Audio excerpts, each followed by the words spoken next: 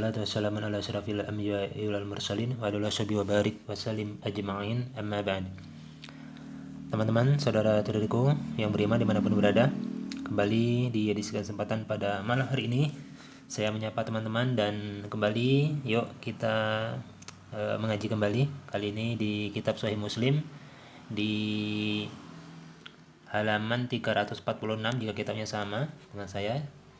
Itu di kitab ke-15 dalam kitab Sahih Muslim ini, di Kitabul Haji, itu kitab yang menerangkan tentang seputar ibadah haji. Dan penjelasan pada kali ini di bab talbiyah, sifat dan waktunya, di nomor hadis 1184, dan nanti juga bagian yang paling bawah ini hadisnya diriwayatkan juga oleh Imam Al-Bukhari dalam Sahih Al-Bukhari di nomor hadis 1540 dan 1540 dan di sini ada di 1549. Adapun di hadis yang pertama di nomor hadis 1184-nya ada pembagian hadisnya, ada beberapa hadis. Ini adalah lafaz talbiyah yang dibaca oleh Rasulullah SAW.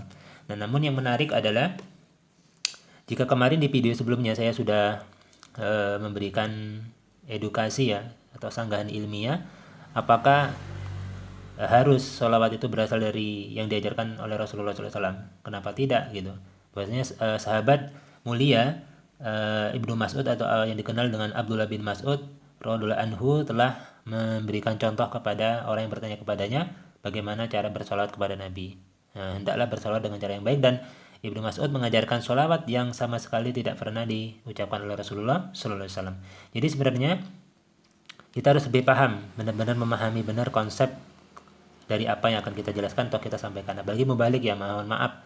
Jadi dari kom sebelah, saya tadi sudah menyimak video dari teman ya di sosial media yang di-share terus saya melihat, oh ternyata memang benar seperti itu. Jadi saya ngecek langsung ke kitab, memang di kitab Sahih Muslim ini ada dicontohkan oleh sahabat. Kali ini kalau sholawat kemarin yang saya buat video sebelumnya adalah oleh Ibnu Mas'ud. Kalau kali ini pada kesempatan di malam hari ini tentang lafaz labaik atau lafaz talbiyah yang dibaca oleh Rasulullah, Ibnu Umar atau Abdullah bin Umar bin Khattab ini anaknya Umar bin Khattab radhiyallahu anhu jami'an, mudah-mudahan Allah berikan ridho kepada mereka semuanya, ayah dan bapak yang sama-sama sahabat Nabi.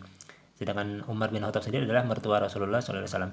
Nah, ini Ibnu Umar atau Abdullah bin Umar sendiri ini menambahkan bacaan talbiyah yang tidak dicontohkan oleh Rasulullah SAW. Dan ini bukan perkara bid'ah. Jadi kita harus paham dulu konsepnya. Maka kalau dalam mazhab Asy-Syafi'i, dalam mazhab kami, ada pembagian. Ya, seperti Imam Nawawi membaginya menjadi setidaknya menjadi dua bagian, yaitu bi'ah hasanah dan bi'ah sayyi'ah. Dan di video sebelumnya saya sudah membuat video, teman-teman bisa menyimak, yang di judul saya berikan judul waktu itu sunnatun sayyi'atun dan sunnatun hasanatun, yaitu sunnah sayyi'ah dan sunnah hasanah. Sunnah yang baik dan sunnah yang buruk itu seperti apa, dan itu pun hadisnya sahih seperti itu. Baik, untuk mempersingkat tayangan video ini akan saya langsung merujuk kepada redaksi hadisnya. Nomor hadisnya sama, 1184 dalam kitab Sahih Muslim. Di bagian yang paling bawah ini dari ucapan Ibnu Mas'ud sendiri, Ibnu Umar atau Abdullah bin Umar sendiri, yang dia berkata tentang Rasulullah yang membaca talbiyah ya, seperti itu. Jadi di sini disebutkan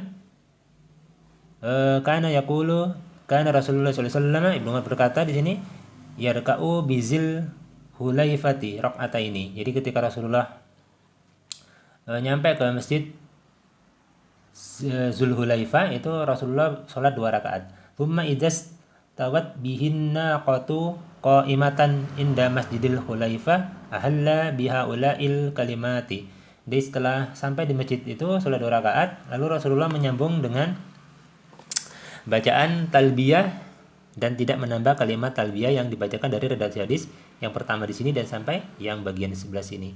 Dan yang menarik ini, Abdullah bin Umar meriwayatkan kembali, bahkan Abdullah ibnu Umar atau Abdullah bin Umar radhiyallahu anhuma yaqulu kana Umar ibnul Khattab radhiyallahu anhu. Jadi Ibnu Umar berkata bahwasanya bapaknya Umar bin Khattab itu yuhillu bi ihlali Rasulullah sallallahu alaihi wasallam min haula'il kalimati Umar itu pernah bertalbiyah dengan bacaan yang redaksinya dibaca oleh Rasulullah SAW dan dia tidak menambah kalimatnya.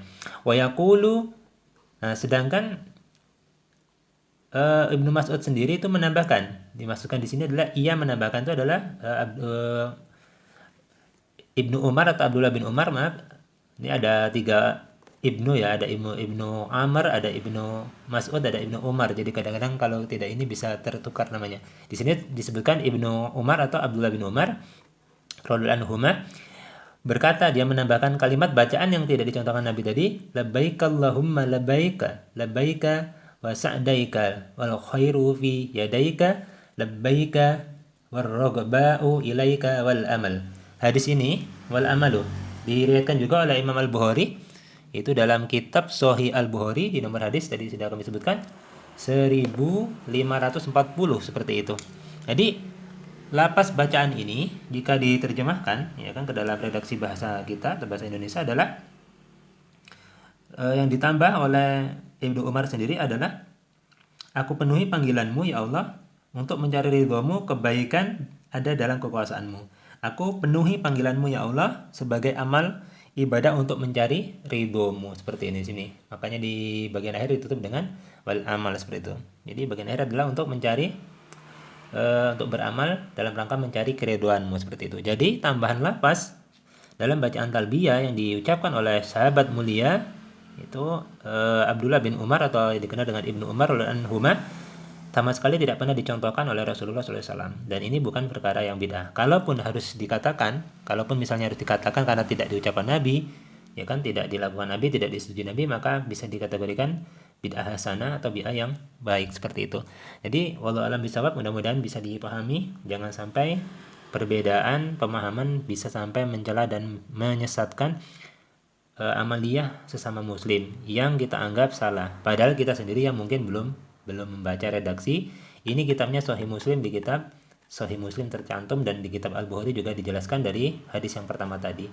Silakan dicek jika kitabnya sama. Kalau kitabnya beda cetak atau beda nomor, nanti rawi hadisnya dari Ibnu Umar atau Abdullah bin Umar di kitab haji, seperti itu. Insya Allah akan sama ditemukan. Itu saja teman-teman, mudah-mudahan kita semua diberikan pemahaman yang baik oleh Allah Subhanahu wa taala, dan jangan sampai karena salah memahami sesuatu kita mau memaksakan pemahaman kita terhadap orang lain. Kita boleh memahami sesuatu dengan tidak menambahkannya, merasa aman, cuman jangan sampai menyalahkan orang lain yang beramal dengan juga membawa dalil yang sahih berasal dari petunjuk Rasulullah alaihi salatu wassalam. Mudah-mudahan bisa dipahami. Wallahu a'lam bishawab. Wassalamualaikum warahmatullahi wabarakatuh.